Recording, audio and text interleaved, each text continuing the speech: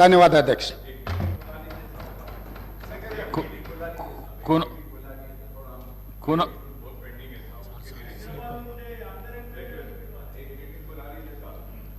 డెఫినెట్గా గ్రేటర్ హైదరాబాద్ పరిధిలో వచ్చే ఎమ్మెల్యేలతోని తప్పకుండా ఒక ప్రత్యేక సమావేశాన్ని ఏర్పాటు చేస్తాం.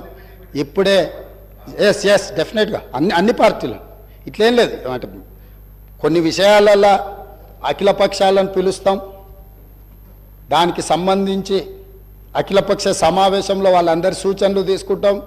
కొన్నిసార్లు సభలకు రాని ప్రజలలో ఉండి పోరాటం చేసే రాజకీయ పార్టీలు ఉన్నాయి. కొన్ని ప్రత్యేకమైన పరిస్థితుల వల్ల సభలోకి వాళ్ళు రాకపోయి ఉండొచ్చు.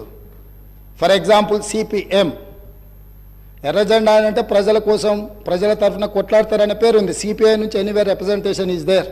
సిపిఎం లాంటివి, న్యూ డెమోక్రసీ లాంటివి కొన్ని ప్రజల తరఫున కొట్లాడే సంఘాలు, పార్టీలు ఉన్నాయి. వాళ్ళందరినీ కూడా తప్పకుండా ఈ ప్రభుత్వం అఖిలపక్ష సమావేశాలకు పిలిచి వాళ్ళ సలహాలు, సూచనలు తీసుకొని మేము ఏం చేయదలుచుకున్నా ఫస్ట్ మా ఆలోచన విధానాన్ని సభలో డాక్యుమెంట్ రూపంలో మేము ముందు పెడతాం. మీరిచ్చే సలహాలు, సూచనలు తీసుకున్న తర్వాత వాటిని చట్టాలుగా, శాసనాలుగా మారుస్తాం. మేము చర్చకే పెట్టకుండా మా ఇంట్లో కూర్చొని మా ఇష్టారాజ్యంగా మేము ఏక వ్యక్తి నిర్ణయాలతోని ముందుకు వెళ్ళదలుచుకోలేదు. 119 మంది శాసనసభ్యులు కలిసినప్పుడే, 17 మంది పార్లమెంట్ సభ్యులు కలిసినప్పుడే, 40 మంది శాసన మండలి సభ్యులు కలిసినప్పుడే, 11 మంది రాజ్యసభ సభ్యులు, 7 మంది మన తరఫున ఉన్నవాళ్ళు, మనతోని రాజ్యసభలో ఉన్న సభ్యులు వచ్చినప్పుడే ఈ చట్టాలకు, ఈ శాసనాలకు కొంత గౌరవం ఉంటుంది.